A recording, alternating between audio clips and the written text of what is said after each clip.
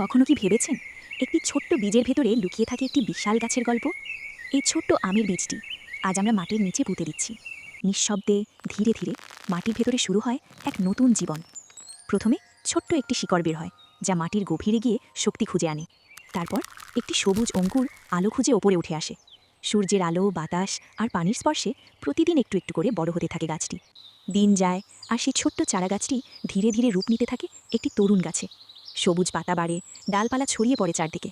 প্রকৃতির এই নীরব পরিবর্তন চোখে না পড়লেও প্রতিটি মুহূর্তেই চলছে তার বেড়ে ওঠা।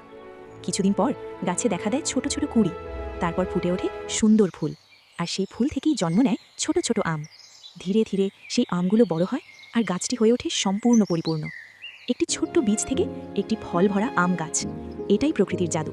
ধৈর্য, সময় আর যত্ন, এই তিনটেই পারে যে কোনো ছোট শুরুকে বড় কিছুতে পরিণত করতে। তাই মনে রাখবেন, আজকের ছোট শুরুটাই আগামী দিনের বড় সাফল্য। নেচার কখনো তাড়াহুড়ো করে না, তবুও সবকিছু ঠিক